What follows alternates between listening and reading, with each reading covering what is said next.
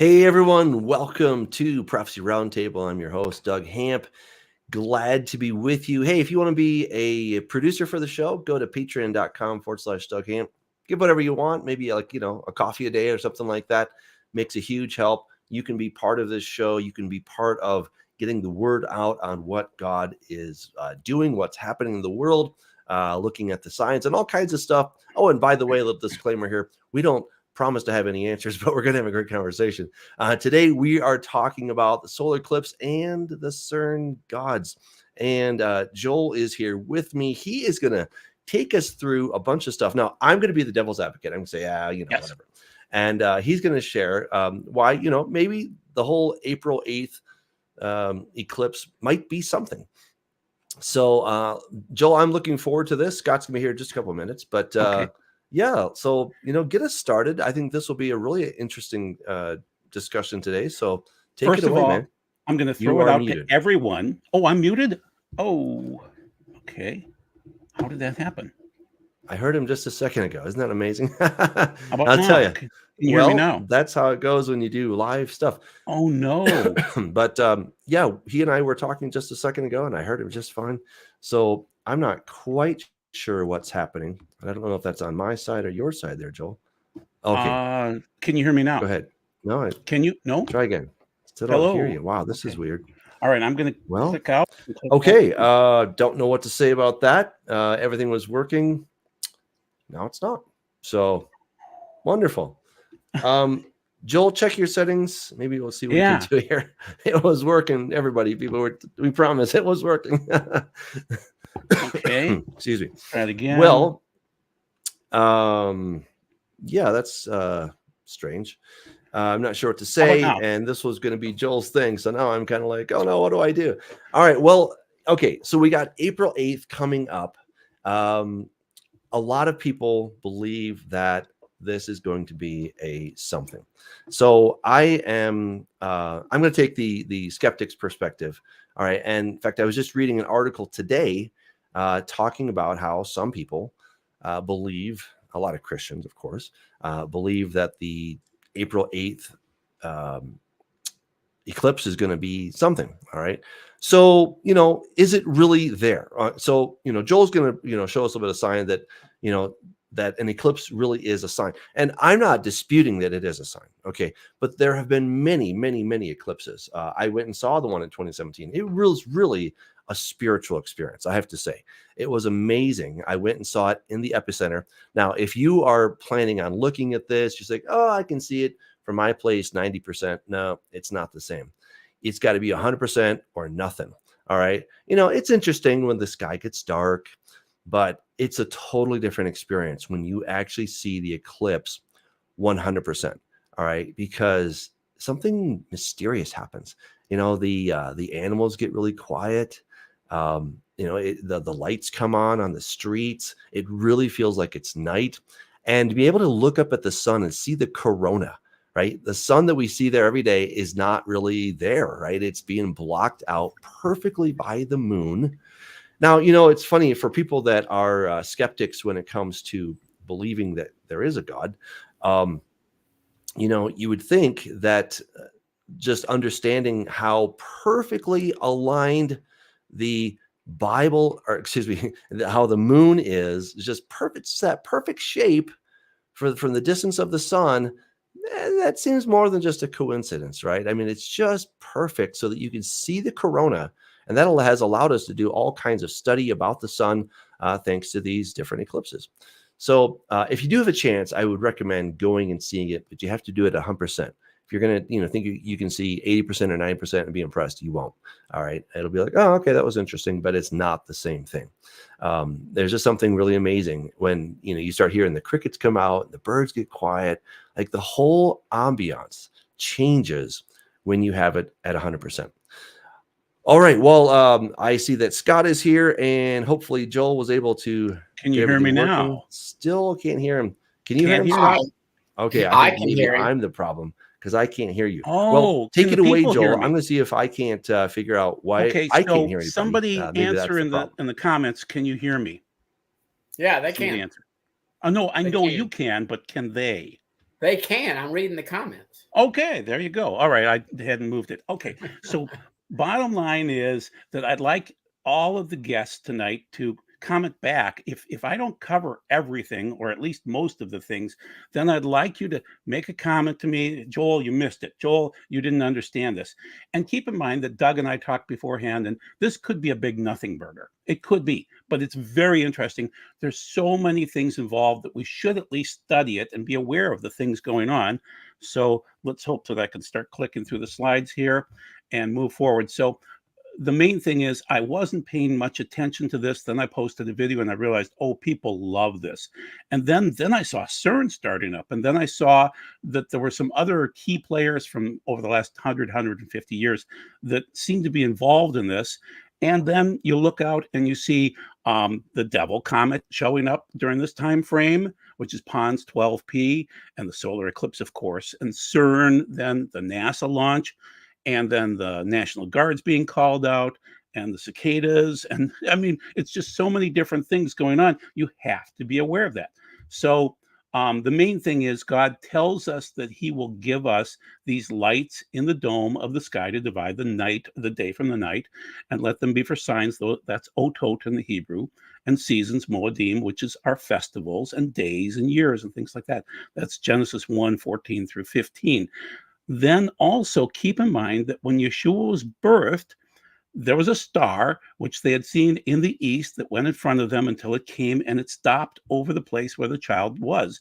And they saw the star and they were overjoyed. So that's Matthew 7, or Matthew 2, rather, verse 7. And so these magi seemed to recognize that the stars meant something. And if you look at Luke 21:25, here, I'll just read it real quick, just so you're aware of the verse. So Luke 21:25, there will be signs in the sun, the moon, and the stars, and on the earth distress among the nations, confused by the roaring of the sea, which is generally the people, and the waves, and the people will faint in fear. So keep in mind, these signs seem to have meaning. So, and then Doug didn't agree with me, but this is from Amos 8, and it talks about an eclipse. When that time comes, says Adonai Elohim, I will make the sun go down at noon and darken the earth in broad daylight. Now, is that related to this eclipse coming up on the 8th? Probably not, but it's just interesting that when that time will come in the future, he'll warn us with an eclipse. Very interesting. And I'll give you enough information that you'll get the general feel of this. So once again, this eclipse is occurring on Nisan 1, which is Aviv 1. And based on how I test things out with Deborah's date tree, and then, oh goodness, why am I blanking on Yoel Halevi and other people like that, that the Aviv, the barley, the heads are ripe and we'll be able to go into that barley harvest. So we should be starting the springtime of the year, and that is called Nisan in the standard Hebrew name, but also it's called Aviv in the Torah. And so that starts on the 8th, and it's very interesting. So you can only have a solar eclipse on a new moon, and you can only have a full moon eclipse during the full moon, which would be, halfway through the month. And Psalm 81:3 talks about, that you're supposed to acknowledge the new moon and the full moon and things like that. So just keep that in mind. It's an interesting time frame. We're watching it. Once again, Nisan 1 is the time of Exodus 40, when Moses erects the wilderness, Bamidbar, Mishkan, which is the tabernacle out in the wilderness there. And so it was time to sanctify the holy items. And there's a whole lot going on in Israel right now. We'll get to that in the later slides about the red heifer and everything like that. So the sages have taught over the millennia, this is from Sukkah 29a, that what causes a solar eclipse affects the Gentiles more, because the Gentiles reckon by the sun and the solar eclipses. So it would be a bad omen for the entire world if the sun is eclipsed. On the other hand, if the moon is eclipsed, the Jews should be looking at that. Israel should be looking at that and being aware of that. So the main thing is we are going through an eclipse of the sun, and that means that it relates more to Gentiles and to not to Israel as much. So we'll see. We'll see what it means. And also, as Doug had mentioned beforehand, there's the 400 nature, Tav in our Hebrew language. So we go Aleph to the Tav. Tav is the last letter. That's a 400 in our gematria, we call it. And so the sun, well, the moon is 400 times smaller than the sun, and 400 units further away, so they can eclipse each other, and so one will pass in front of the other and the other will pass in front of the other. And it's just interesting how these eclipses mark time, and God warned us again in Genesis 1 that this would matter to us. So once again, we've seen the 7 Salems during the 2017 eclipse, 8 Ninevehs this time around. Nineveh is Jonah, and it's an interesting sign. And then there's an interesting history. 1803, we had the cicadas. And so now we're going to have 13 and 17 year cicada broods popping up in April 24 of 24. So just interesting. And in the Little Egypt area. Scott, do you have anything to jump in on? And I see Doug. Do I need to let you guys in? Nope. Okay, just should I continue on? Please. Okay, all right, let's go on.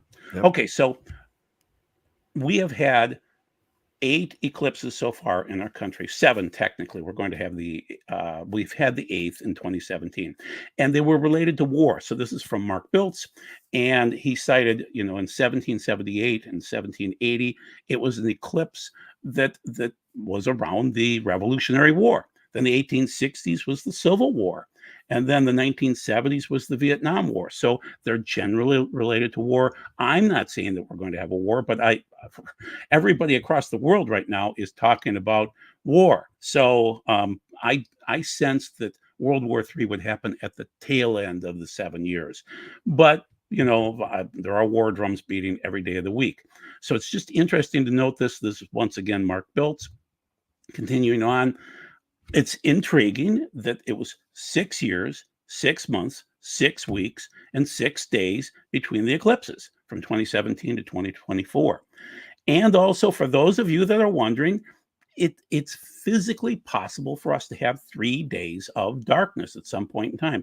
The sun could potentially micronova, which would not be a full nova. It would just be where, this is going to sound really weird, but it would be like goat hair affixing to the sun and then blasting off and causing a micronova. And it's physically possible. We're starting to prove that this has happened about every 12,000 years in our cycles on the Earth. So the sun has done this before, and there seems to be a dust cloud heading at the sun right now. So we may have 3 days of darkness at some point in time. Okay, continuing on, the eclipses are going to cross near Little Egypt, which is really weird. I mean, how does this work out? Little Egypt, and so the cities' names are named after Carmi and Cairo and Thebes and Karnak and Goshen and Dongala. I mean, it's just weird how it's Little Egypt where it's crossing. So many interesting points that you have to cite them all. And if I'm missing anything, people, go ahead and tell me in the comments section. Okay, so once again, some of the Ninevehs don't match, but generally it's going across a bunch of Ninevehs, and that's a sign of Jonah. So basically, I'll get to Jonah in the next slide, but the main thing is that Congress passed a really bad spending bill, and then they took a break until the 9th of April after the eclipse. Okay, and one more time, this is a picture of Nineveh in these 7 states. Very interesting. Okay, so here's Jonah. What we seem to believe now is that there was an eclipse in 763 BCE. 3 months later, Jonah arrived. So they had this big sign, and it was probably a very interesting eclipse that scared them half to death. And so by the time he showed up and he said, it's time to repent, they did. The intriguing thing is everyone from the king down to the commoner, they all repented, put on sackcloth. Can you imagine the United States repenting at this point in time? I can't imagine it. Okay, this is from Michael Snyder. We had him on the show a few weeks ago, and I think he got the information from Rachel Baxter, who was also on the show. And so he's saying that if you look at it, historically speaking, in 1806, there was a total solar eclipse that crossed North America from Baja, California to Massachusetts.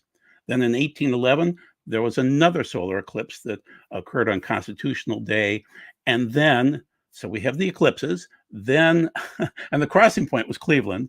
And then what happened in 1811 and 1812 was the greatest earthquake in the history of the United States. And you could hear the bells ring in Boston, that far away from the New Madrid. So New Madrid is basically south of St. Louis by about probably 100 miles. And so that is a fault line that's active to this day. And also there was a comet, Tecumseh's comet came through also. It comes through every 3,065 years. And so these signs are rather interesting, people. So there were eclipses before the New Madrid earthquake.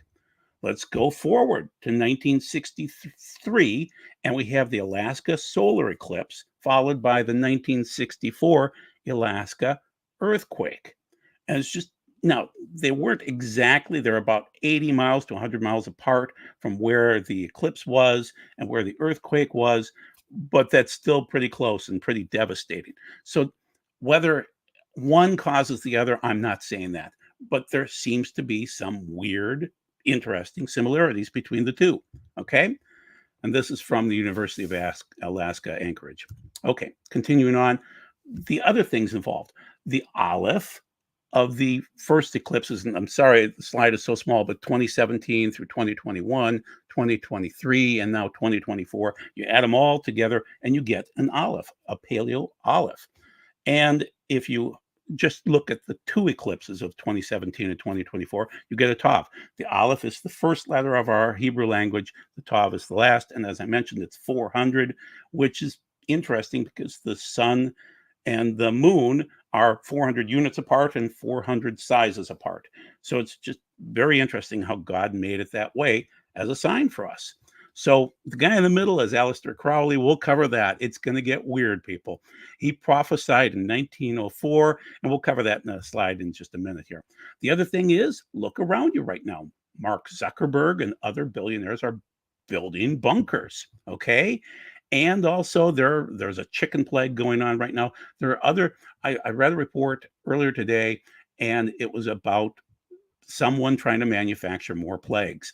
And we've gone through it in 2020, and we don't want to go through it again, but somebody wants that to occur. The other thing is there are fault lines. There's the mid-continent fault line that seems to go across America, basically patterning Interstate 80. And then also there's this New Madrid fault line and so they transverse each other. And so on the right-hand side, you could just see there's this crack, the 1,700-mile crack across that seems to be based off satellite data, that it's just very interesting. There are these prophecies over the last 50 to 100 years of the center of the country having to flood. And so once again, it's all circumstantial, but it's interesting. Continuing on, it's an eclipse, people, but look at this. No trucks are allowed in Texas on April 8th. Okay, why would a truck be a problem on April 8th? Okay, during the eclipse time frame, and no schools. Many hundreds of schools on the path are closing down. Why? It's probably going to be very beautiful and interesting, scientific, but why close down? Doug, did you have a question? Well, I mean, there's a very practical reason for not having people have trucks on the road, is that there's going to be lots and lots of visitors coming to these places. And so, I mean, I just read about a place that's, declaring a state of emergency, not because they think that the eclipse is going to do anything to us, but that all of the lookers are going to be just everywhere. I remember when I went to see it in 2017, I went to Nebraska. I forget which little town, but it was crowded. I mean, there were a lot of people, a lot of cars in this otherwise very, very small town. And so, it was just very congested, and I get it. I think there's a very practical reason. So just throwing some reason in there for us instead of, it's interesting. Yeah. Scott, what were you going to say? Down here in Alabama, I mean, we turn small towns into like 200,000 people attending on a weekend. That's just, but I guess if it's spread over a wide area of Texas, it would be hard to manage crowd control. But I think something's going to happen. I'm not saying it's April 8th. I'm not saying it's going to be Passover. Just like I felt something was going to go down during Feast of Tabernacles last year, and it did. I didn't know. I think something major is going to happen over the next 2, 3, 4 weeks, and I don't know what. I mean, I'm just watching, and like a lot of people making predictions, I'd rather just watch and get people just to, because I do believe, like I think we can all on this panel 100% say the rapture is not happening. Thank you. You answered that April question. 8th. Yeah. It's not happening on April 22nd. It's not happening this fall. I mean, we still have to go through the period where we can't buy or sell, and it's not going to be a pretty time. It's not going to be Earth as normal. But I'm just thinking just listening today. I mean, Iran and Israel, they're starting to ratchet up even more so than what's been happening over the last 6 months. You know, you put it in the title, Joe. CERN's doing something. We'll get to that. That's already a spooky, weird organization. Yeah. I'll make it even more spooky. and you know, and then you got a lot of the people that you know believe NASA is just a big lie, but they're firing rockets, you know, to do some testing and stuff. So I don't think there's anything to the NASA thing. The CERN thing intrigues me. It all is interesting, guys. And so let's continue on. Going, and please. You guys jump in if you want to. And if you see some cool questions, jump in, please. Okay. Or questions or comments or anything like that. Okay. So buying extra groceries. They're literally telling us to buy extra groceries for this time frame. 4 states in the trajectory have urged residents to stock up on groceries and gas. Why?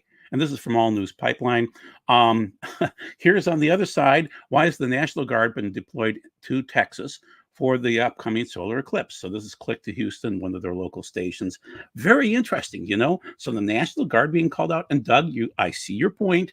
It is going to be a lot of people, and they won't necessarily be orderly. So I get your point. Okay, so this is NBC News.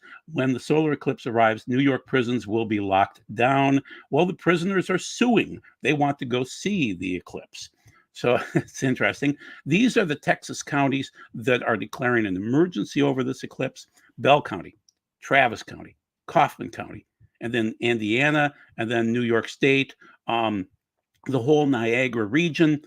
And we'll get to a few more slides here, but in 1833, that upstate Niagara region was hit the most by falling debris. We'll call it asteroids, meteorites, whatever you want to call it. So it was very crazy. And that really kicked off that rapture hoopla of the Seventh-day Adventists, the Millerites, we'll call them, of 1843, 1844. So these meteorite storms, like that was a big one, guys. And I'm not predicting a meteorite storm, but it gets people going. Okay, more. So this is horrible. Poor Texas. They're not going to have as much energy because the sun is going to be eclipsed. They'll lose 16% of their power, and they already lost many of their solar farms due to hail just a few weeks ago. News Talk 1290 AM talks about that. Well, you know, it's going to be horrible. And you know, there could be some other leaks and things like that from the panels. But then, so there's your 16%, and making the most of a volatile energy price situation. It's going to be intriguing. So that's CBS News telling us that this will affect poor Texas, you know, and other states. They're going to lose some power, especially Texas. They don't have the solar power already from their panels being broken. So one more sign. Now, I want to point this out as we move into this section of the slide. This is the area where Doug's the expert. And this has to do with Exodus 23:13. I'm going to read the names of these gods, small g gods.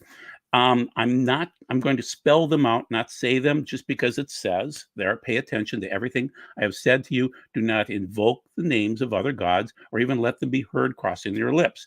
And the problem is that's what this whole section is about. So, and then he talks about the Sabbath and of course about the Moedim. So it's right between the Sabbath, Moedim. Don't invoke the names of gods. And that's what everyone on the planet today is doing. So let's jump in. Well, that would be Thor on the left-hand side, Thor, I should say, and then Neptune on the right-hand side. And these are the movies today. This is all we generally see right now. And this is what's coming up as I discuss the eclipse. Okay, and more, I'm not even, you can read them, people, okay? These are the names of these movie gods, okay? And it's weird how it's going to pop up going forward. You're going to notice it on April 8th. Once again, you can read through this yourself, the names of these ancient gods in all of these movies. Most of the movies right now are Marvel Comics and other people like that, and I don't go to movies anymore because it's all about the wrong gods, and there's no research to be done there. You're not really reading anything historic, just their ideas. And Doug talks about Enlil all the time. He is the king of the gods. He's from Babylon. Well, if I want to study the solar CMEs and other solar activity, I have to go out and look at NASA's ENLIL. Yeah, it's their way of studying the sun, and it's interesting. So that's one of the gods, and so with all of these activities going on, the sun has been very busy lately. So I'm constantly looking at this particular god, so to speak. Okay, and it's in 3D. Then there's another god. So if you want to look at other astrophysical applications, you need to go out to ZEUS 3D, and it's an app that's been developed for them to be able to monitor other solar activities and give you a real-time view of what's going on with the sun and how much energy is being kicked out from a CME or other solar activities, coronal wind and things like that. This is going to get weird. Okay, so back in 1904, we have this creature named Aleister Crowley and his wife named Rose, and they got married, ran down for their honeymoon in Egypt, and she channeled a demon called AIWASS. Okay, and they wrote their law. So we believe in the Torah and the Bible. They believed love is the law, love under will, but the problem is it's their will. And one of their strongest proponents was Jimmy Page from Led Zeppelin. And Jimmy was deeply involved in this. He bought Aleister Crowley's former house in Scotland on, of all places, Lake Loch Ness. Go figure. And there's a picture of that particular demon that they channeled, and they wrote out this book of the law. Well, the weird thing is, that is 120 years ago, which is Genesis 6:3. Man's allotted 120 years of life. And they will be celebrating April 8th, 9th, and 10th. So my goal to remind you of is, if they're feasting and they're worshiping their alien creature named AIWASS, we should be fasting. So many other people are coming out and saying, this is probably a good day to fast. I'm going to take off from work and I'll be fasting that day. So it's just interesting that with all of these things going on, that there will be a huge satanic ceremony occurring from the 8th, the 9th, and the 10th, celebrating this particular god and Aleister Crowley, who is generally considered to be the most evil man ever. He even takes out Hitler.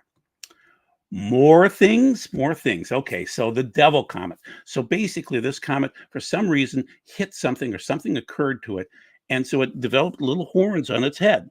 So it's Comet Pons 12P and Pons Brooks. And it's starting to get visible now, guys. And I'll show you that in the next slide. But also the cicadas. And so this is once per 221 years, a mating feeding frenzy. They're noisy, they're kind of stinky, they're weird, and they're all popping up.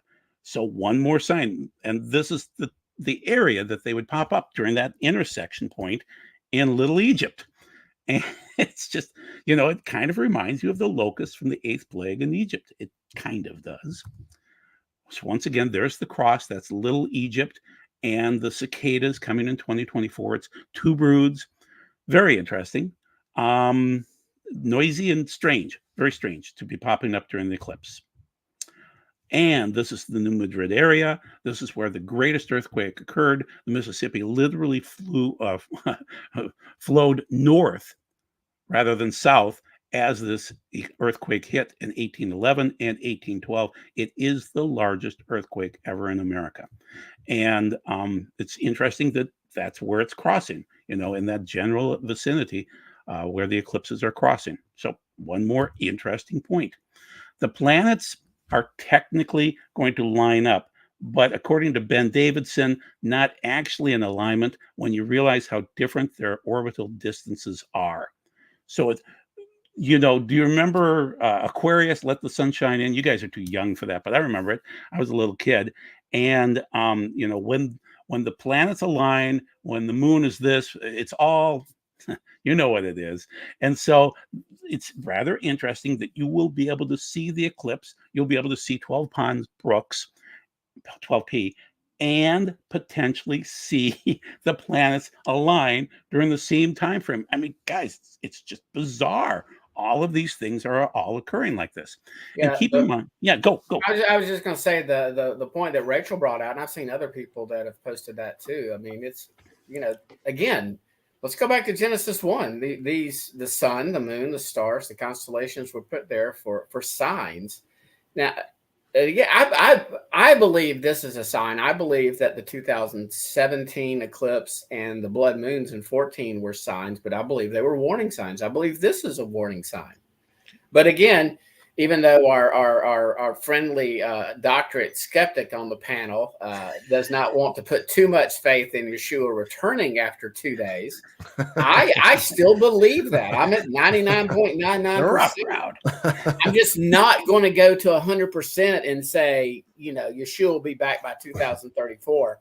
Bank on it. Take it to, I'm putting my kingdom status. I'm just not going to do that. But that's why I think it's significant, Joel, is because we're about 1,994-ish years since Yeshua returned to his place. And this is not a new doctrine or teaching. It pre-existed Yeshua. The rabbis were teaching it. So anyway, that's why I think it's important. Doug? The timing and Doug probably just think it's coincidence that it's 6 years, 6 months, 6 weeks, and 6 days after the after the 2017. It is, but it's just cool. That's just a coincidence. Hey, you can all tell me that I was, just a stick in the mud. That's fine. When something happens, you can tell me then. I don't know. Are there any cool questions, Doug? No, keep going. It's really great. Okay, all right. Do you mind popping the screen back up? Okay. So the main thing is the moon sets off our tides. So, based on where the moon is in its cycles and things like that. Well, can you imagine if these planets line up, there might be some tidal changes and there could be some earthquakes. I'm not saying that we're going into the 7 years, but it's just interesting to note that the planets might cause some tidal changes, some flooding, some interesting things. Okay, we'll just call it that. Okay, then keep in mind during the time that you're going to be watching this eclipse and all the other things in the sky, you might see a star explode and it will be visible in the night sky. So this is a star, millions of miles away, but for some odd reason, this nova could be visible. And this is from March 16th. It looks like we might see this occur. It's due in the next 4 months, they assume. And we're seeing more of the micronovas. So keep in mind the micronova would just be dust accumulating on a sun, our sun, any sun, and then an explosion in one little section. Okay, full nova would be the sun exploding, and so this one seems to be a full nova. Okay, continuing on, asteroids fly by all the time, and so I wanted to mention, here's the picture down below the asteroid there in the middle.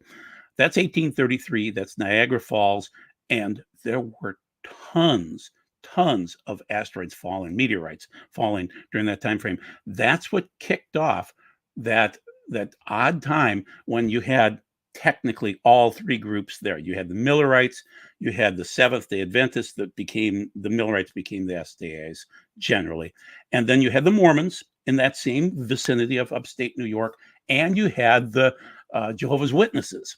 They didn't officially start until 1859, but it just kicked off this eschatological frenzy in upstate New York. So the meteorites tend to do that with people. And then once again, this is 12P ponds, and it is then over a lighthouse in Michigan. They kind of had to do a composite photo, but it's really going to be pretty if you can see that during the eclipse. And then we are in the midst of 3 Purim eclipses in a row. Now, it was a slight eclipse in this year, in 2024. It will be a full eclipse next year in 2025, and then 2026. And so it's interesting. Purim is that time frame when the Jews are attacked by Haman and his followers, and they get to fight back. And there's Esther, there's Mordecai, and things like that.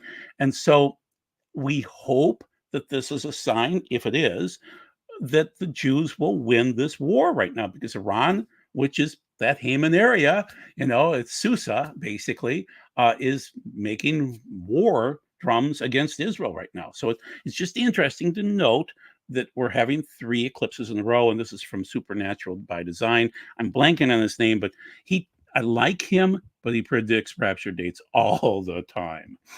Okay, then you have to be aware of this too. So Ali Khamenei from Iran was born on an eclipse in 1939.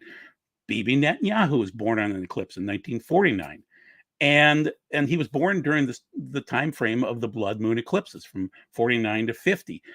It's just I realize it's a preponderance of interesting information. There's nothing. Doug can't write a PhD thesis on this, but it's interesting, guys.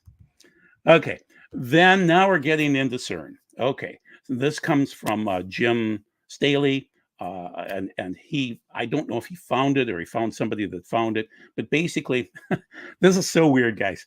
So CERN is located in a city called Saint Genès-Poli in Switzerland, and it looks like it came from the Latin term APPOLLIACUM, and that's APOLLOA. Yes, that is that God, the Latin God, the Roman God, and you know who he is. And this city was built in about 45 to 55 Common Era, and it looks like it was a gate to the gods. And I'll show you the slide in a little bit. There is a reason to believe that it's a potential gate to the gods.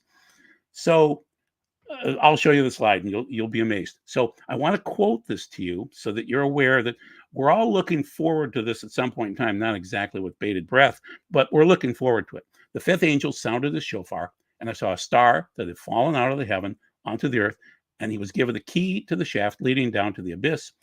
He opened the shaft of the abyss, and there went up smoke from the shaft like the smoke of a huge furnace, and the sun was darkened, and the sky too, by the smoke of the shaft. They had as a king over them the angel of the abyss. In Hebrew, his name is Abaddon.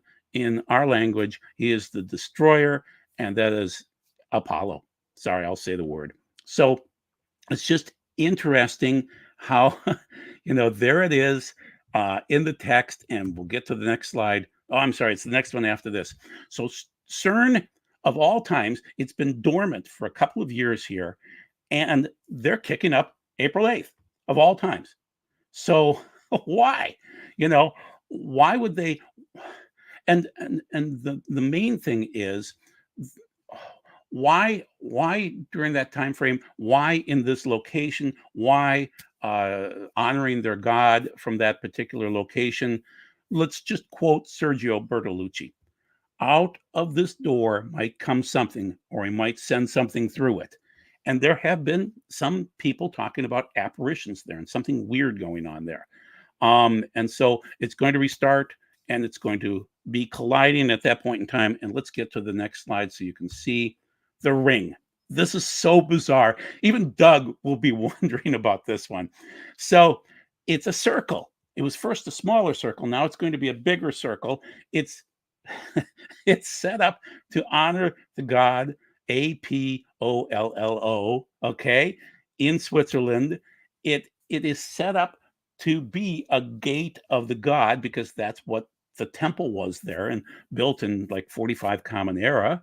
And it's a circle where they send the beams around clockwise, then they send them around counterclockwise, and they smash into each other. And I believe they're trying to open up portals. Now, this is where it gets really, really weird because you can't write this stuff. So Obama made a movie called Leave the World Behind. And he made this movie just a few months ago. And this is a screenshot from that movie where you have the two kids in Aleister Crowley's tool shed, which I can't even tell you what goes on or what went on in Aleister Crowley's tool shed, but you can guess with the kids there what happened. So that's Aleister Crowley on the left-hand side saying, obey his thelema, laws, things like that. And on the right-hand side, it's the kid wearing the NASA shirt. And it's been choreographed. So it's just bizarre, guys. I mean, go figure that they would make this movie from Obama that would highlight CERN and highlight Leave the World Behind. And it's just bizarre. Okay, so once again, it's going to be the first collisions of proton beams are expected on April 8th. Okay, and that's from one of our scientific friends called Nick Hiff. And then on the right-hand side, the accelerator report that they're going to gear up after their yearly break. They call it a maintenance break. And so, yeah, it's kicking off the 2024 particle season. Just bizarre. Why now? Why April 8th? Why? Opening up portals? Maybe. And then this is going back to 2009 when they first opened it up. They sent Tom Hanks over there and other famous actors, and they had Goat Boy, and they had, we'll call him Azazel, and Sex Magic and other things like that going on. There's ceremonies. They invited Sean Griffin. What? They invited Sean Griffin from Kenan in Context to serve Goat Boy. No, they had Tom Hanks there and other famous people. I mean, okay. Well, you said Goat Boy. Goat Boy. Oh, yeah. That was from Saturday Night Live. That is so funny. No. Goat Boy is from mine and Doug's little debate conversation we had with Sean. And Sean teaches that Yeshua is the eternal sacrificer of celestial goats. So in the community, we now call him Goat Boy. Okay. All right. Doug, you're ready to weigh in. Doug, you've let it go so far. Weigh in, Doug. Keep going. And this is, I mean, it's all very, very weird stuff that they were doing at CERN. There's no question about that. You know, whether it's a gate to the gods, I don't know, but it is incredibly strange, the symbology that they decided to throw in there for some odd reason, you know. Yeah, so go on. It's really interesting. It's bizarre. So once again, we have the Azazel, the Baphomet creature. We have that. The horns are always involved, but also CERN's major logo is this goddess, and I'm blanking on her name right now, but basically that'll be the next slide. And so she is the emblem of them, and she's the god of destruction. I'll explain that in the next slide. But that's what CERN looks like next to her. So you can see the type and shadows between the two of them. Once again, you know, the planets are starting to align. And then I mentioned the fifth dimension. When the planets align, it seems to be a time for the pagans to celebrate. So here it is, SHIVA, and she is their spokesmodel, you know, and it's just weird, you know. And then the 666 symbol of CERN. If you break those figurines apart, you will see a 666 in there. And so here it is. So SHIVA, the great destroyer, destined to annihilate the cosmos at the end of time, then reborn as part of the endless cycle and death and rebirth. I can't write it like that, guys. I mean, that's just bizarre that would be their symbol, that they're trying to remake the cosmos. Very weird. Okay, so and Carl Sagan was involved in this too. All the famous people just love it. Their cosmic dance of the whatever, you know. It's just weird. The cosmic dance of subatomic particles. Okay, and now we get into Tom Horn. And Tom Horn had a dream years ago where God messaged him and said there will be a certain comet coming towards the Earth in 2029, and he called it APOPHIS. Well, that is actually an ancient Egyptian god, APEP. And I don't know, Doug, have you ever studied that at all? Yeah, actually, this is the very god that the Egyptians suggested was the god that they were fighting when the Israelites were leaving. So they ascribed, that god to actually Jehovah. So it gets a little bit, it gets a little bit contorted when you're trying to understand who's who and who thinks what, So, but they thought this was their enemy god. So, Oh, what it's worth. Yeah. okay.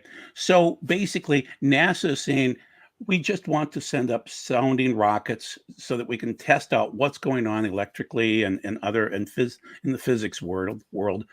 So they're going to send up these rockets, but why name them APOPHIS? Why? And they're going to send them up on April 8th, 3 times during the day. And so here it is on the right-hand side, these never-ending battles between the god Ra and the indestructible Apophis in ancient Egyptian beliefs. So Well, this, and yeah, yeah. and so if I mean I don't know. I know you don't want to say the names, but it's hard to talk if they're always getting It's hard. misspelled. I know. Yeah. But I think Ra is certainly the bad guy, and Apophis, I Sure. think, because the Egyptians think he's the bad guy, and they actually ascribe him to being a serpent standing on his tail, a fiery red serpent standing on his tail at the Exodus, the parting of the waters, which they have in all of the Egyptian tombs of the pharaohs, which is wild to think about that, right? Then I think that's probably the good guy, right? That's actually Yehovah right there, and Sure. Ra is certainly the bad guy. And so what's funny is a lot of the things that you're talking about, I'm actually going to be talking. We've put into Regenesis code, the story of Regenesis code, and so we're speculating on some of these things, and it's fun, certainly fun to speculate, and we'll have to wait and see what happens when it all comes down. So this is fascinating. Okay. Then we continue on. So it's known. So APEP. I'm sorry, I said it. The great serpent, the enemy of the sun god Ra. In ancient Egyptian religion, the sun was Ra's great barge, which sailed through the sky from dawn to dusk and then descended into the underworld. As it sailed through the darkness, it was attacked by Apophis, who sought to kill Ra and prevent sunrise. It's just interesting when you compare that with what NASA is sending up to, you know, check out the solar eclipse. It's just, you can't write these scripts this way. Yeah, the second round of these rockets launches are scheduled for the total eclipse of April 8th, and they're sent out of Virginia, which is interesting. They'll be collecting data to answer the following scientific questions. Does the eclipse shadow directly seed discernible irregularities in the mid-latitude ionosphere? Well, and okay, so let's have some fun with this. We know that our magnetosphere is thinning. We know that ozone layer is thinning.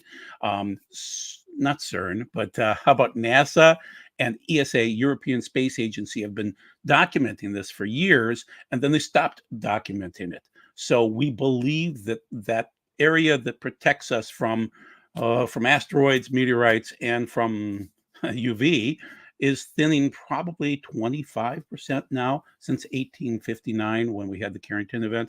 So it's just interesting to note that your solar storms are going to get worse. And so NASA needs to test that out. And I hope they'll give us a report back on this and say, here's what the ozone layer is like. And you know, the sun causes that layer to thin. So you can't blame that on mankind. So once again, Tom Horn. Interesting story. Nice gentleman. He did a phenomenal job on well, Petrus Romanus. I've read most of his books, and that one was exceptional. I'm a huge fan of Chris Putnam when he was alive, and I thought they did very great research on that. So anyway, this asteroid is supposed to hit then April 13th of 2029. I don't know. So let's pretend that just by conjecture, we started out sometime late in 2025. That'd be about the midpoint, you know? And I, okay, I was a huge guy thinking 2017 was going to kick things off. And then 2023, assuming that Yeshua died in 30 Common Era. Well, it looks like I've been wrong every single time. So, you know, I mean, This is or, a, or, or, or, or we're actually in the final 7 years, and the Jesuits did a masterful job of infiltrating the Protestant church, and we all believe that the 70th week is yet future. So a lot of people are looking for a covenant with the many to start this 7 year period. And again, I've said I have not ruled out 2027 until we get past Passover. If we make it past Passover, nothing major happens. I think then we can cross that date. In other words, reverse engineer this as opposed to setting a date and then having to revamp it. But when 2020 happened, I've always thought 2027 was 1 year too early, even with the wiggle room. But again, it could be that you're not wrong, Joel. It could be that you might have an incorrect understanding of Daniel 9:27. that'll be I mean, another again, day. maybe my understanding is saying one of us or both of us has We're a going to be incorrect. wiggling a lot. All of us Well, are going to be adjusting and eschatology. I like to use, because everybody Yeah. throws out false teacher all the time. You're not being a false teacher tonight just because somebody differs with you. You may be incorrect. You could be wrong. I think it's when it's false is when you know it's false and you're trying to sell books or you're trying to make money and you're not being true to what you actually believe. But I find all this stuff fascinating myself.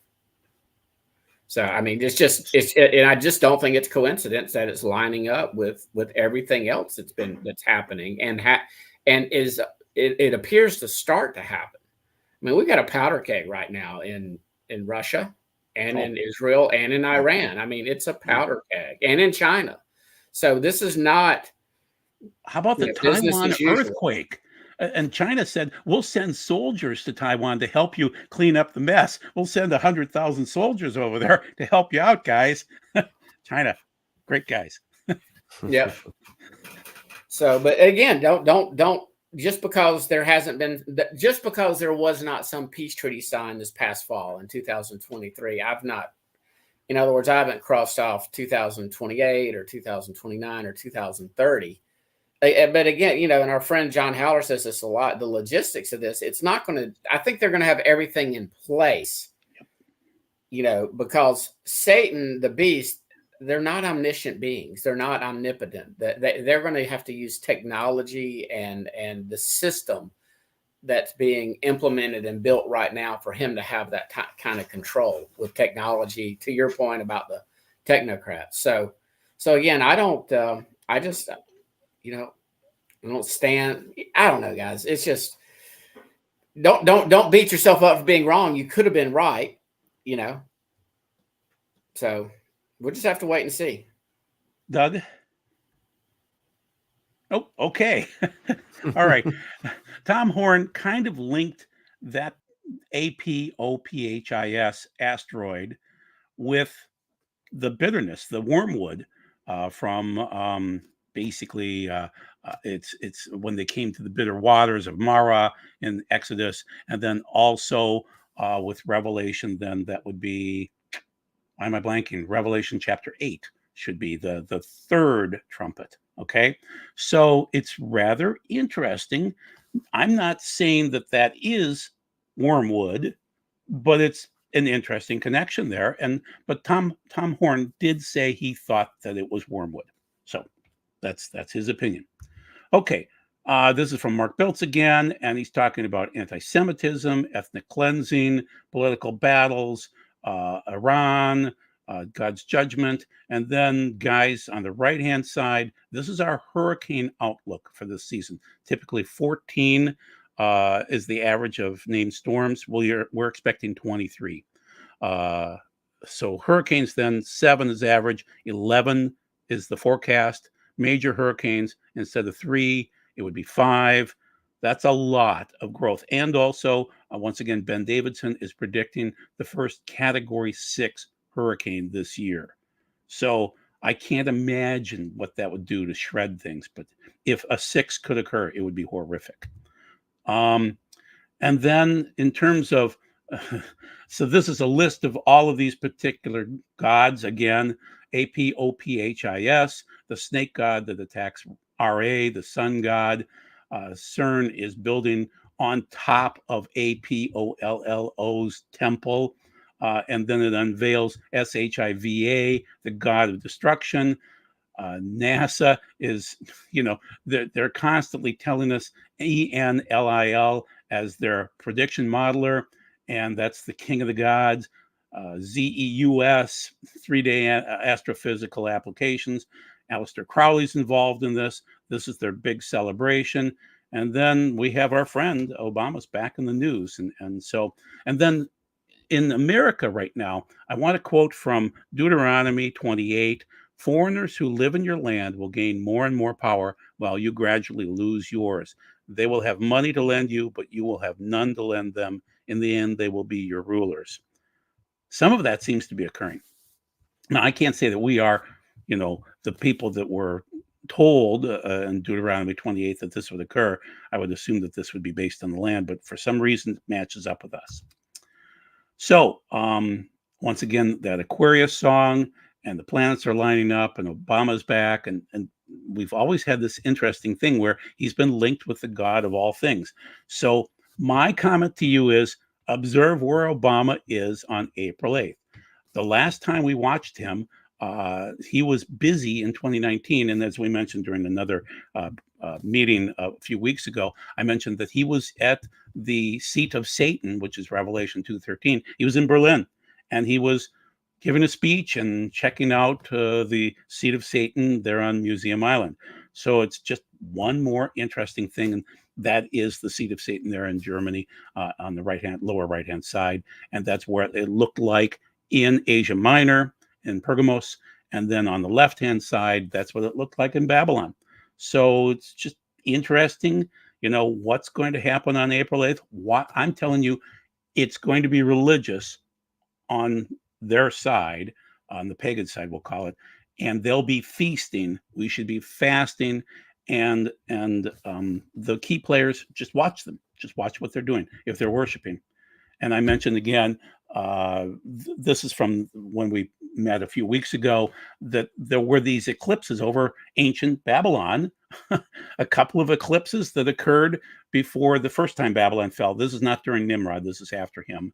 But anyway, amazingly, an ancient cuneiform text says that there was a lunar eclipse and a solar eclipse prior to the destruction of the original. This is Hammurabi's Babylon Empire. This is from Blazing Press, but technically Michael found this one, and Michael Snyder. And then here's another one when it fell again, when technically Medo-Persia came in and overwhelmed Babylon without even a fight.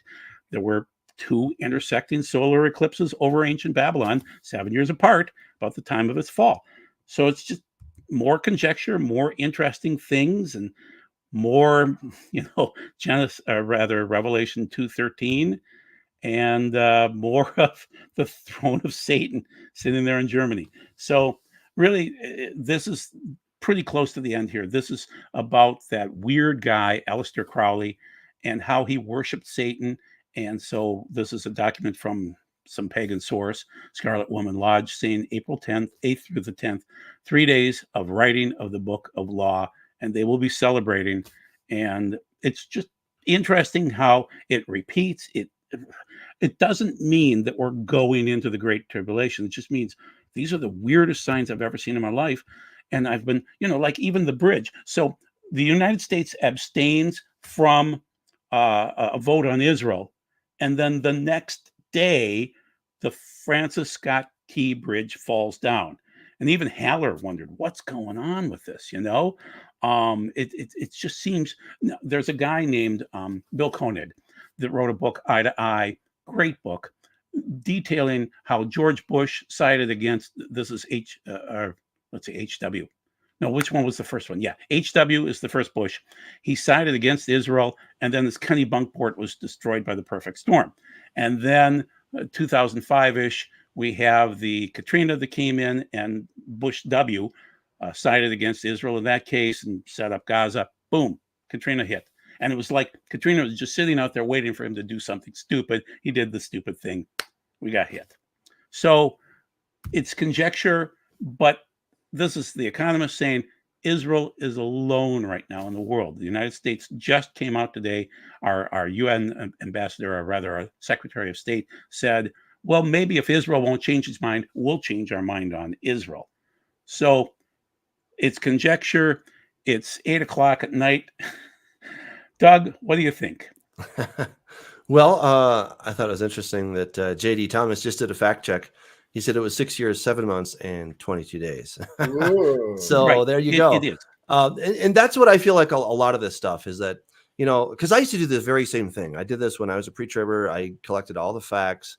Wheat rust was going to overtake the wheat, harvest, and we were going to basically all be starving. And nothing happened. So, I mean, I get it. And none of us can know until these dates come and go. Now, could these be harbingers? Yeah, maybe. I mean, sure. I'm. Someone said, "Oh, Doug, the eternal skeptic." Well, I guess, yeah. At this point, I am kind of skeptical on these kinds of things. I mean, Joel, I think your presentation was fantastic. It really, really was interesting. You obviously put a huge amount of work into this, and I mean, wow. There's a lot of amazing stuff. Did I miss anything? Well, I mean, Has I don't anybody know. said? Has anybody commented and said, "Oh, Joel, you missed it"? Well, I don't suppose. I mean, it's Okay. interesting. I was just reading on Drudge. I mean, it's right today. It says CIA warns Iran attack within 48 hours. Yeah. War cabinet meets, embassies evacuated. I mean, so things are happening, right? I'm not going to deny that. So I'm not so skeptical that I can't just read the news, right? I see that things are happening. The $1 million question is, okay, what does it mean prophetically, right? And that's obviously what we're here to discuss. And I think you've brought forward a lot of very interesting facts that, if there's a correlation between all of these, then, hey, watch out, people. It could be that, maybe we're all seeing things that aren't there, or maybe we're seeing things that are there. And, we'll have to wait and find out. So fantastic. Scott? I can't think of anything. I mean, you mentioned the Devil's Comet. You mentioned the planets aligning. You mentioned CERN. I mean, I haven't heard of anything that's actually set to go that day. I mean, I think you mentioned like 7 or 8, 9 different, Yeah. There's more. There's more. The red heifer class. So this is Adam Eliyahu. Oh. He's a friend of mine. The red heifers are ready. So 2 of them qualify. A third one is kind of goldish red, but it's still red. And so he was over there the other day. He looked at the red heifers. They're beautiful critters. They're shipped over from Texas. They were shipped in 2022. And so his most important point in the last few days was, if anyone says it will happen on Passover, they're lying. It can't, because they just found some kid to be the Cohen Gadol, the chief Cohen. And, he's not ready to go. And I would argue, so we'll use the Hebrew words here, tameh, tahor. Tahor is ritually pure. Tameh is ritually impure. He might be ritually pure. He's never been around corpse contamination. So he's never been in a hospital. He's never been around a dead person. He's never been in a room with a dead person. He's never touched someone that was around a dead person. And we don't exactly understand why God, I think, Doug could answer this the best, that in the end, God has to destroy death and Hades. And so it seems like corpse contamination is part of that process. So he's saying, Adam Eliyahu Berkowitz is saying, we're not ready to go yet. This kid is green, and we don't know his level of Torah. I didn't see a kippah on his head. So, I'm wondering about that, how orthodox he is. Can you imagine? So we have the reading this week of all readings is where Nadav and Abihu go into the tabernacle and they start making a fire of some sort, and it's called strange fire. And they're killed. They die. And according to the rabbis, they're hauled out basically on their garments. They're literally burned to a crisp. So it's just intriguing when you see this occurring, and you see Adam's put out 3-4 videos in the last couple of days here saying, were meeting. We just had a rabbinic meeting. It was all in Hebrew, so no Christians were there. And they're trying to set up guidelines on how they could sacrifice the red heifer on the Mount of Olives. And it has to overlook the Temple Mount. And then what do? I mean, they can't just walk through a graveyard into the Temple Mount area. They're going to have a causeway set up. So there's logistics, people. So nothing's going to happen on Passover. Nothing. There's not going to be a rapture this year. I agree with Scott there. But there are going to be logistics this year. Well, it is very interesting, that it's happening over America. Is that significant? Is it just because we live here and we think this is important? Or is it because we are still the one sole superpower that, God's trying to tell us something? Very possible. Very possible. Man, fascinating. When you add in the red heifer, I mean, Christianity is all abuzz. So my comment again is we are not re-crucifying Christ. Okay, so the sacrifices were only for ritual impurity, for unintentional sins. There never was a sacrifice other than Yeshua, his blood, for intentional sins, guys, avon and pasha type sins. So we don't quite understand this. And to be honest with you, the rabbis don't understand clean, unclean that well either. They would argue, well, I just do more mitzvahs and their mitzvot, and then everything's clean, Well, they don't quite get it either. It's been 2,000 years and they've lost a lot of information related to this. In fact, if they want to bury somebody today, they go talk to Christians and say, how did you bury Jesus? Oh, that's how we'll bury. Yeah, literally, when they go to the chevra at a Jewish synagogue, has to research based on Christian tradition with Yeshua to figure out how to bury a Jew today. Interesting. Okay. That's pretty crazy. Wow. Well, I think there's a lot of amazing things that are happening. You did a fantastic job of bringing those all out. The rituals that happen at CERN just make no sense whatsoever, and that they have Shiva right there. Yeah, the god of destruction. You work so hard to not say it, and then I said, I tried hard. But but yeah, when you start looking at all these different gods, they all come down to the same basic gods, which I detail in Corrupting the Image Volume 2 extensively. I think they all lead back to Satan ultimately, in one form or another. Though, he certainly could have obviously minions doing part of the work, but I think, he likes to take credit for it. And so when you start looking at these gods of death throughout the world, I think they're all basically the same dude, which is Satan. And it is pretty crazy. And there does seem to be a resurgence and a return of the ancient gods. Yeah. Christianity is becoming less and less popular. I was just reading an article about this, and they're talking about, hey, in fact, even oh my gosh, the atheist skeptic Dawkins was basically, noting that, well, maybe Christianity wasn't so bad insofar as it was giving some decent, things for living, because what's coming in and its void is Islam, which is very hardcore in many areas. There's not a lot of freedom in Islam, generally speaking, not like there has been in Christianity. So the atheists have had a field day, throwing stones at Christianity, and sadly they have been somewhat successful.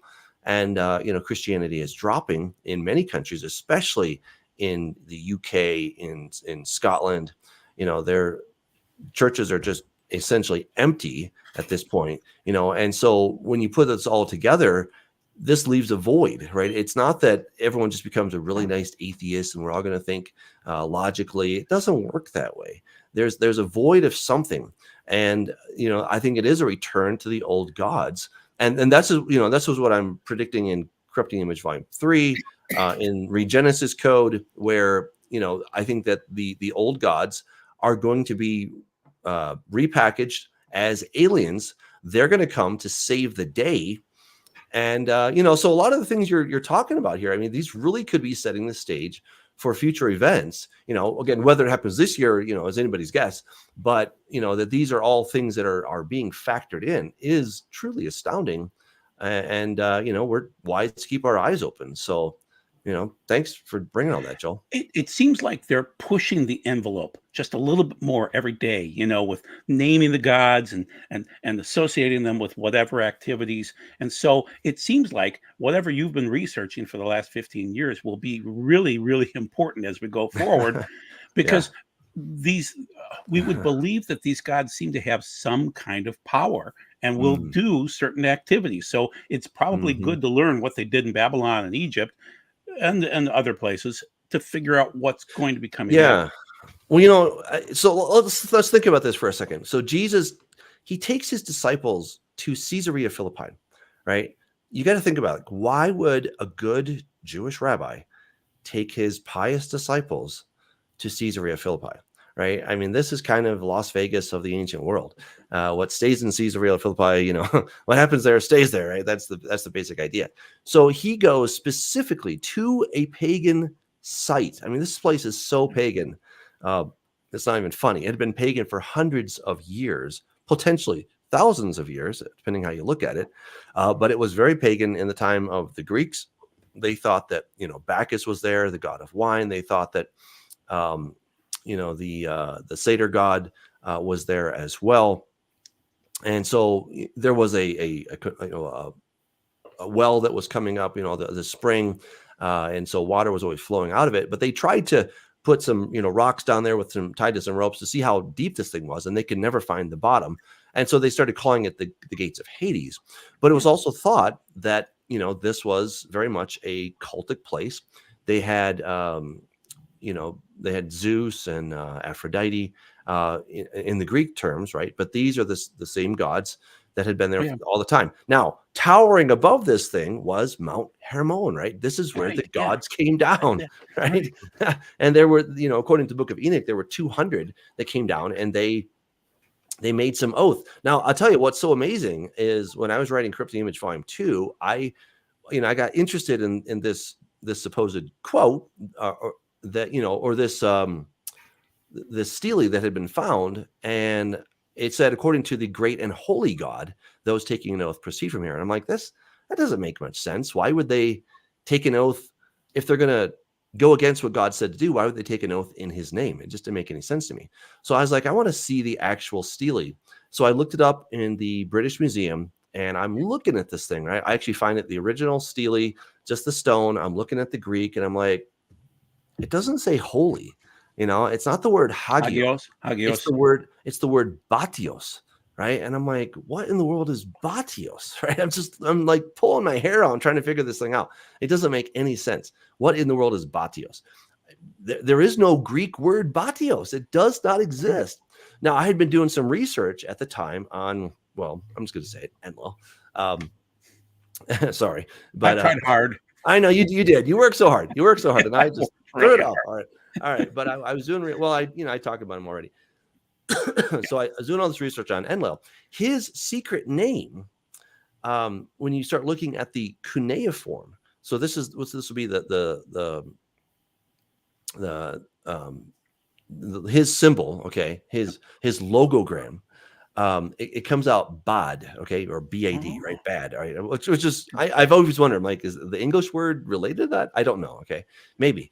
But anyway, this word bad could also be bat. All right, so B and D and T are basically the same thing. They're dental letters, right? So anyway, so I was like, I wonder, could it be that you have this name Bad, which means death? Right there he is, the god of death, right? Death and enmity. It's right there, and there. So I'm kind of thinking about this. Anyway, long story short, I found out that this was a hybridized name between the ancient Sumerian and the Greek. It was amazing. I happened to be the first guy that found this, which was kind of fun. But there it is. The god of death was the one who authorized those 200 angels to go out and do their naughty things back in the days of Noah, right? And it's the god of death. We keep finding the god of death. I think it's the god of death who is going to open up the gates of Hades. I differ from Tom Horn. He thinks it's an actual comet. I don't think that. I don't think that the comet is going to be the issue. I think the star that falls from the heaven is actually Satan, and I think he will fall at the time of when he and his angels are fighting against Michael and his angels. And then guess what? He has the key to the abyss, and he opens it up somehow. Right now, we don't know how he gets the key. He just acquires it, and of course, we don't know exactly what the Is gates CERN of. trying to open that? Well, They've got a circle. yeah, A no, gate? I'm with you. Again, in Regenesis code, I talk about this, right? I actually have Oh, a okay. scientist. Okay. I have a scientist who is working at CERN, Yeah. and he's doing some experimentation, trying to open up some stuff, and Okay. he does, right? So Yeah. I'm tracking with you, right? I'm just, Right. Yeah. it's Did you know that it was whether a we can prove circle? things. That Oh CERN? yeah, I oh yeah. did Of course, not it's a know circle. that. No, I I mean, thought it well, was a yeah. line. Oh no. It has to be a circle because they have to go this particle accelerator. It has Right. to go around, really fast a whole bunch of times until they can accelerate it close to the speed of light, and then they, smash Oh, it it's going together. to be 7 miles under the speed of light. Think about that. Yeah, that's pretty impressive. That really is impressive. And I think on the one hand they're just trying to do science, but could there be some nefarious agenda deep down? Yeah, I think there very well could be. And again, I think all good science can be used for evil, right? So that's where I would take it. I really don't like to throw researchers and scientists under the bus because they're all devilish trying to open up Dr. Evil. I just don't think so. Yeah. I think that most of them have very good intentions and they're really trying to make the world a better place. But, one guy can come along and he can turn all of that good stuff into bad stuff.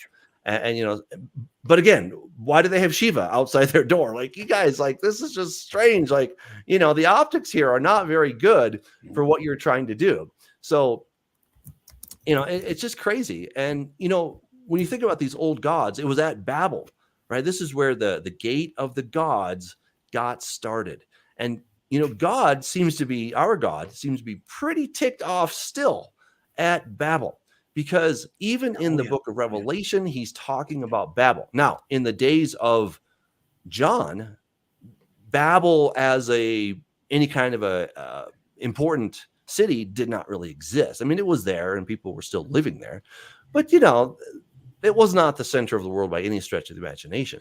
So God still has this vendetta. You see it throughout Scripture. He's got this vendetta against Babel, because that is where all these multiform gods came into being, essentially, and that's where they really began to divert man's attention from the one true God to all these Was Babel a gate of the gods? I think so. Yeah, I definitely argue that in Corrupting Image Volume 2 that it was a gate of the gods. And I think, again, I don't know exactly how, but I speculate a little bit in my book that they were trying to create a wormhole, right? And so that's what I think they were trying to do.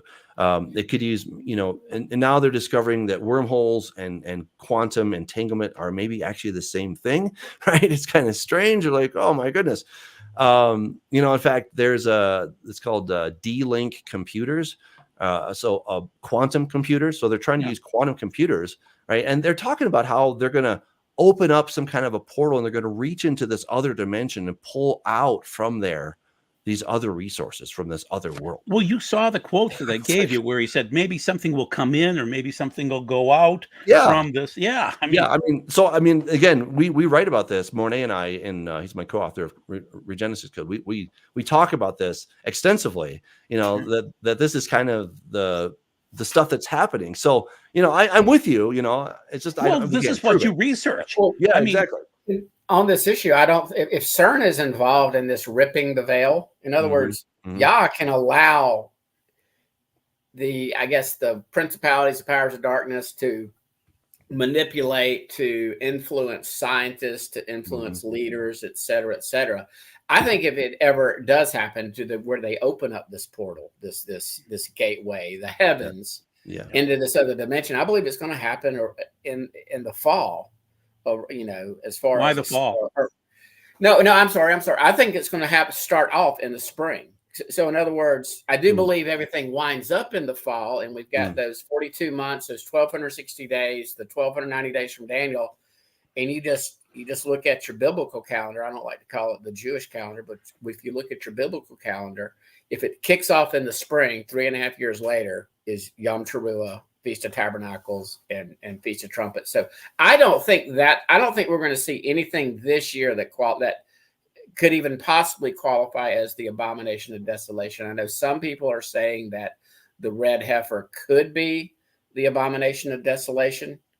And again, I can make an argument for it, because it says, all it says is, when you see the abomination of desolation standing in the holy topos place. Doesn't say altar, doesn't say temple, doesn't say anything. It just says a holy location. I personally believe the Mount of Olives is a holy location. I just don't think it's going to qualify as the abomination of desolation. And if they do the red heifer, and some people are probably going to be out there in prophecy world saying that's what it is, and start the countdown, get ready for 2027. I don't think, if we're still buying and selling, we're not in the final 42 months, or at least there's a rollout plan. In other words, there's an announcement. They've gone to central digital currency. They give you a 1-year grace period or something, maybe while they're getting this international monetary beast system under control. I think they'll have it ready in place right away when it's time to go. And I believe that's all kicks off in the spring, that we'll see an abomination of desolation. Things will start to get supernatural, biblical up in here, or down in here, because that portal has been opened. Satan and his minions are kicked out of heaven. They're running around the atmosphere of the earth, or the earth, for this final 3.5 years. And it's going to get, like Doug says, you've got two options. You're either going to believe in God, the God of the Bible, or a God, or you're going to believe in aliens.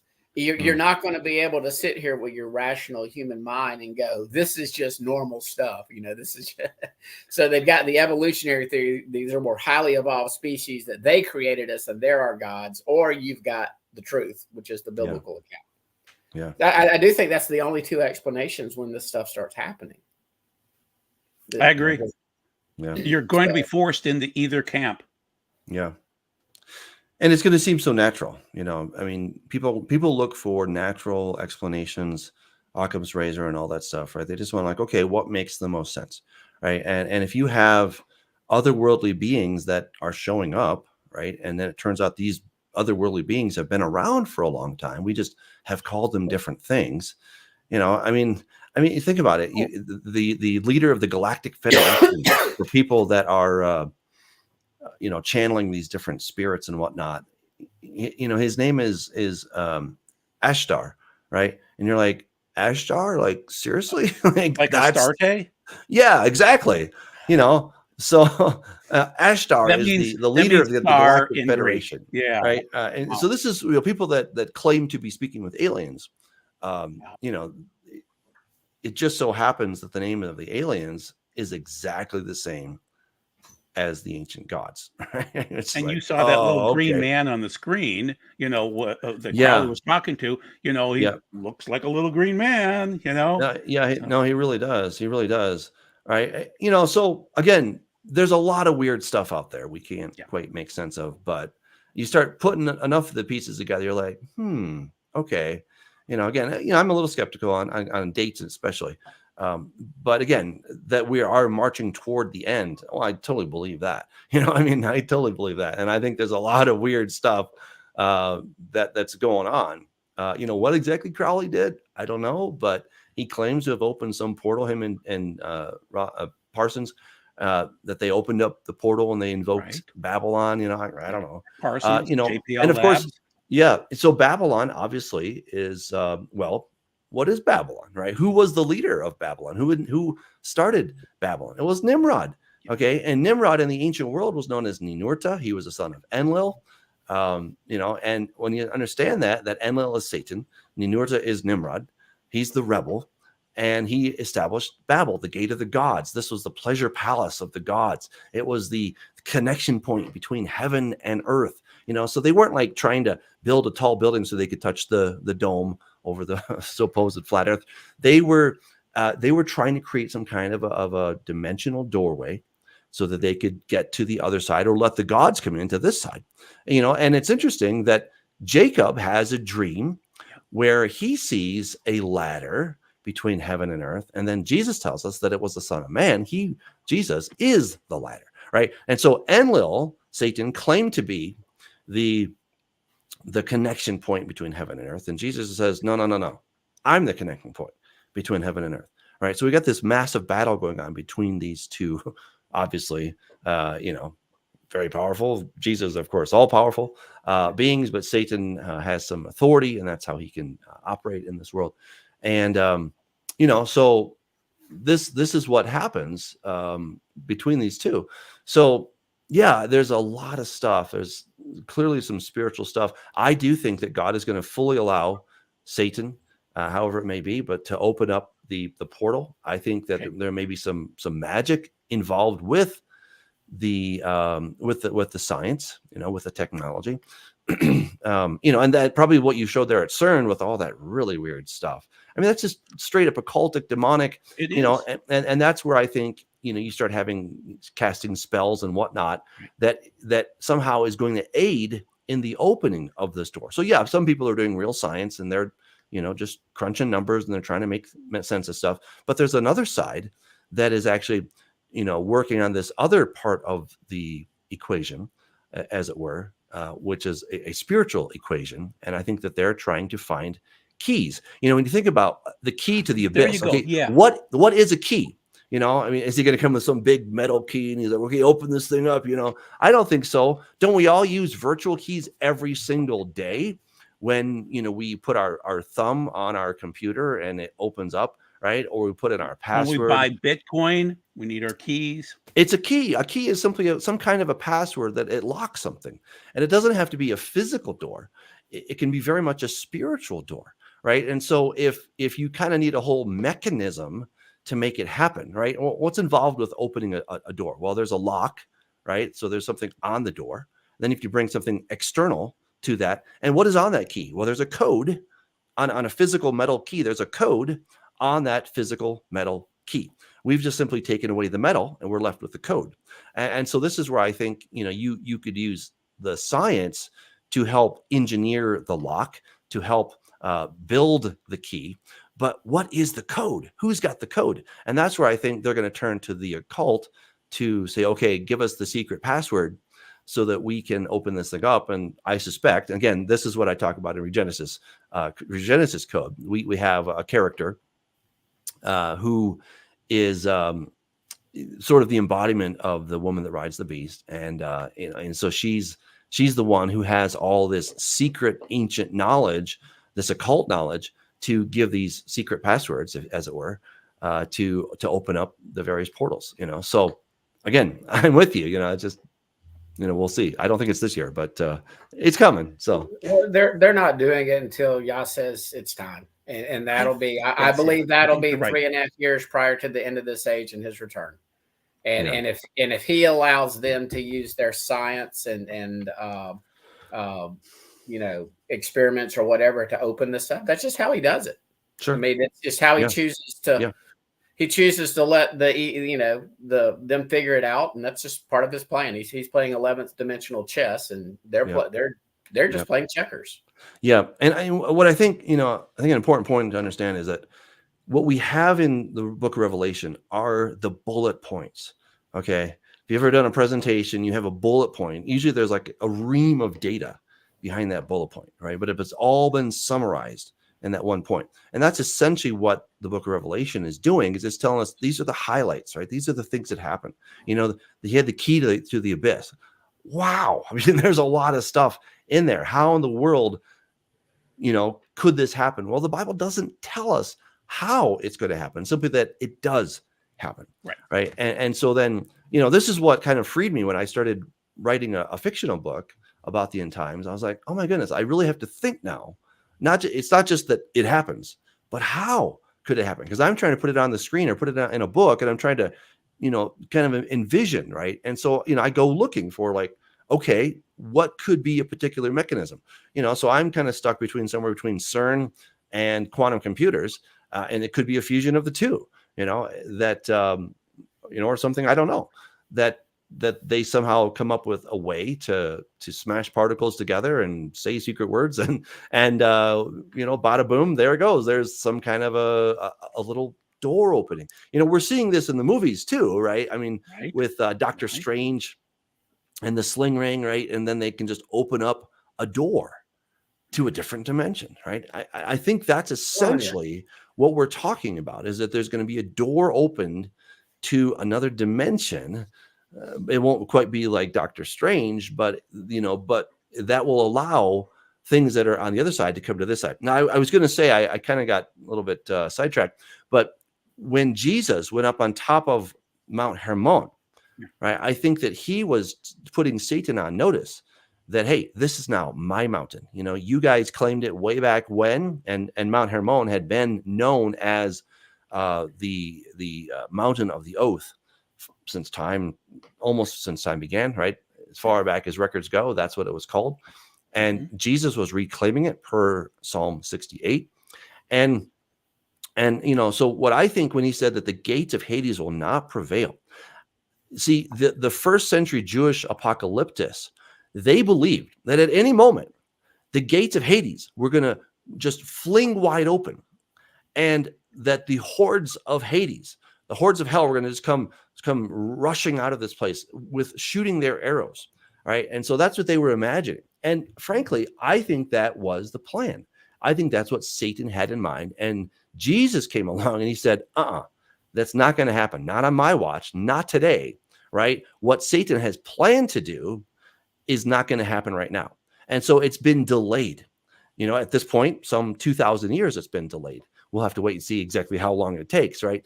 But, I think that was Satan's big plan, was to basically get out of jail and, get his buddies out of jail, as it were, and to reclaim the earth. I think that's what he was trying to do. So there's all these little clues that are in scripture when you start digging deeper, right? I mean, you start looking, where is this place? Mount Hermon. It's in the land of Bashan, right? Bashan is the ancient god Bashmu in the Akkadian. It's just another name for Enlil, for Satan. I mean, it's all in there, right? It's crazy. And you start looking at the great red dragon. That's a symbol for Enlil. Also, Nimrod, the woman that rides the beast. I mean, that is Ishtar. She actually rode the Anzu bird, which was Enlil. And, who's controlling who? Well, I think it's the one down below, the one that she's riding, actually holds the control. So and are we going to watch God battle with these small g gods in the end times? Is it going to be a physical, spiritual? Will we see this occur in our lifetimes? Well, I don't know if we'll see it in our lifetimes. I mean, who knows that? But I think when it all does finally come down, it says that Satan and his angels are cast out of heaven.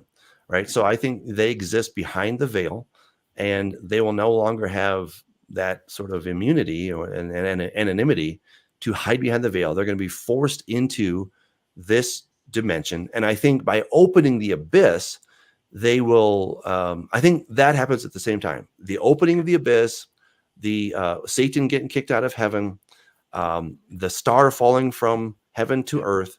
Right now, again, in the book of Revelation, it's all mishmashed in its order, and that's where we get kind of confused. But just don't look at it. It doesn't happen chronologically; it's happening thematically. And again, that liberated me to understand that it's a thematic arrangement versus a chronological arrangement, and then it works perfectly fine. And so it's just amazing how all these things come together. And so whenever the abyss opens, is when Satan gets kicked out of heaven. And of course, I think this happens just moments after, or maybe, hours or days after the beast kills the two witnesses. So, one could hasten the other, maybe, a little bit here, a little bit there, but they're all happening basically, in the same couple of days span. And and then it's going to get crazy ugly. And I will say this, obviously I differ with Doug on this, but it would be nice if two witnesses came on the scene with these supernatural powers before all this. Oh, exactly. I mean, again, and I just believe that they/we are testifying in the final 3.5 years opposing the beast. Again, he's going to have authority over the saints, but I think there's going to be supernatural protection for many. So I think it's going to be a biblical, supernatural, spiritual battle on the earth. You're not gonna be able to win by prepping or stocking up. Once it gets to that level, Mhm. unless you're just off grid, Bear Grylls survivor, and you can just survive in the woods. I'm not talking like at a homestead. You're going to have to be mobile because with the technology now, there's nobody that's really truly off grid. If you think about it, I mean, they can find you with a satellite. Oh yeah. Did you watch the Israelis bomb out a couple of terrorists today? I mean, Hmm. those guys were just walking along a road. The Israelis spot them, and boom, they were dead. I mean, it was just like 3 guys gone, vaporized. Hmm. Well, I mean, same So thing. Wow. And then if the beast system, when it's up and running and everything, if they want to, they don't even have to send in soldiers. They can just, send a missile, take out your house and your homestead. So again, I think there's the only way we're going to survive is supernatural protection. right, during the exactly. end. That's what people should be listening to right now. Supernatural protection. Get Yep. right with God. Get right with God. Yep. And all this is weird. I mean, maybe it's the algorithms putting in the Eclipse and CERN, but all of a sudden, we between our three channels, we got 737 people watching, and I don't think we've ever had more than 200. So I think if we talk about the weird and the spooky stuff, it obviously gets more viewers. People are interested in this, and then Doug, the eternal skeptic, I do appreciate the fact that you like to tap the brakes. No, and again, because you've got a lot of prophecy people. They just do things for shock value and everything. I mean, if we had been friends and been talking in 2017, or 2017 or 2012, I can promise you I would have been chirping and parroting the same thing.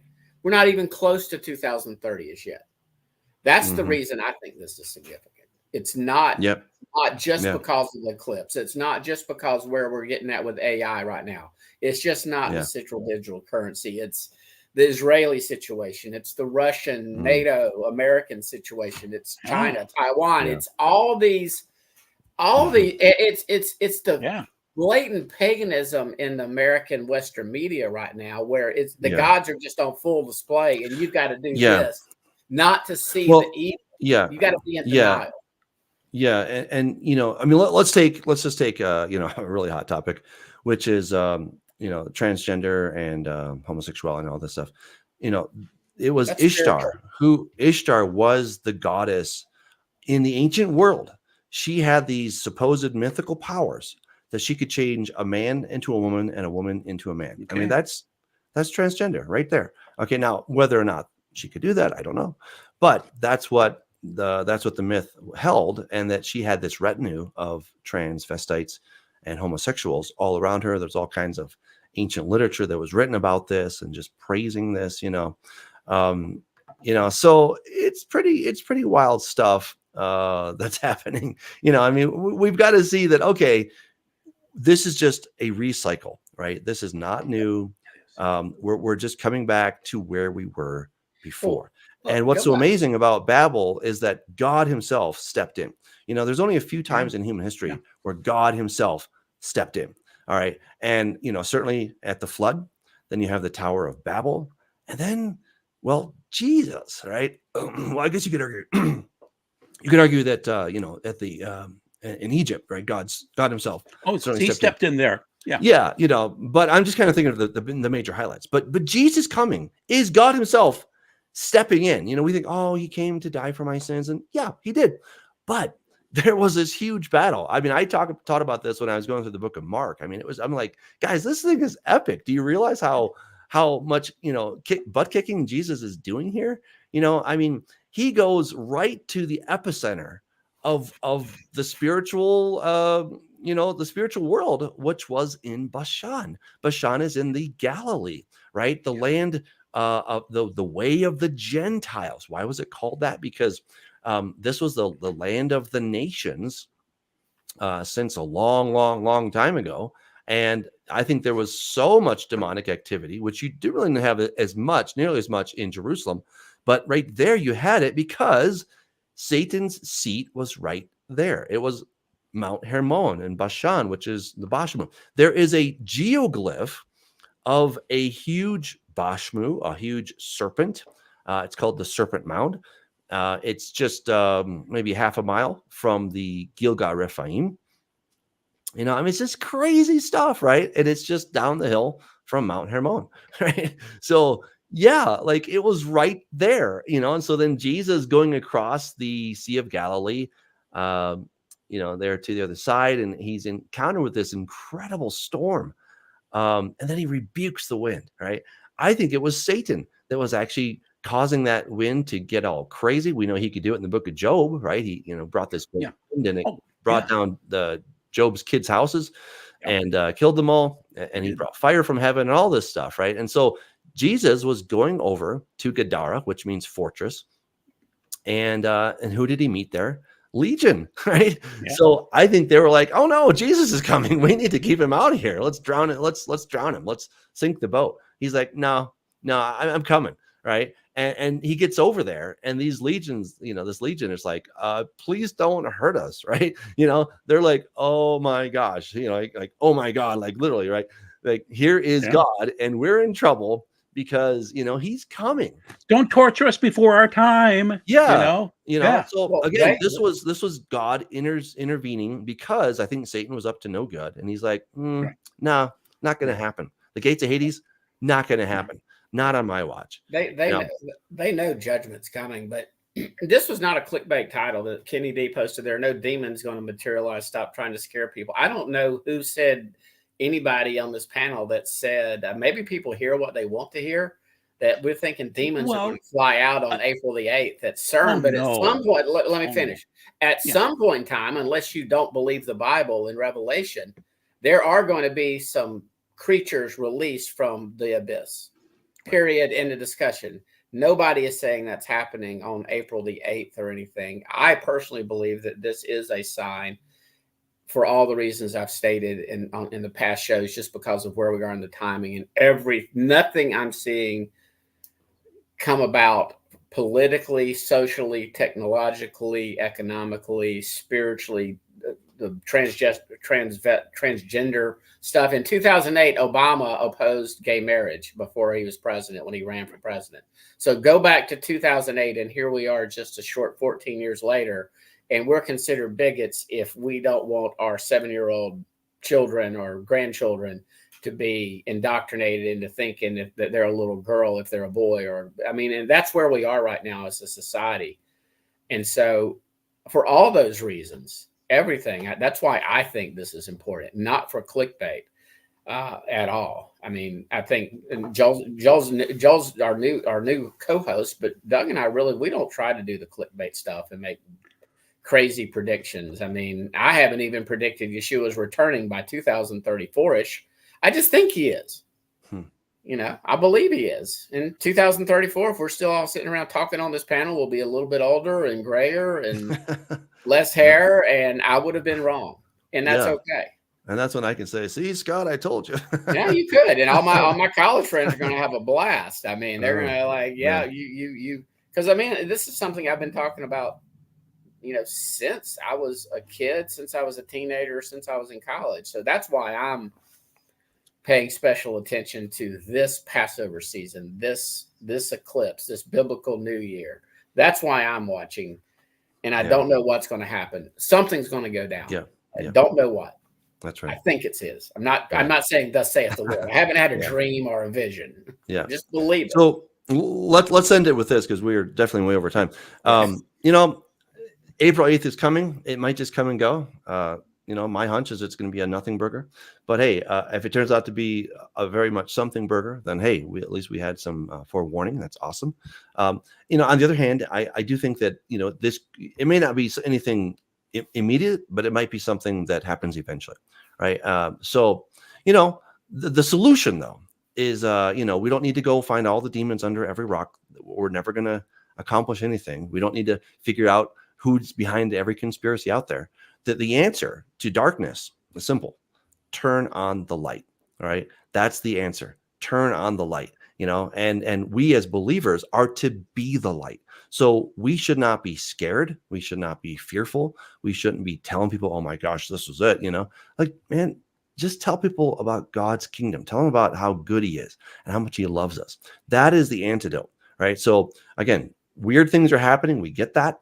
It's exciting. It's interesting. But the solution is to turn on the light. And you are called to be the light on a hill, to be the salt of the earth. All of us are called to do that. If you're not a believer, hey, this is the time to put your trust in the Lord, right? Ask him just to say, you know what, Lord, I blew it. I'm sorry.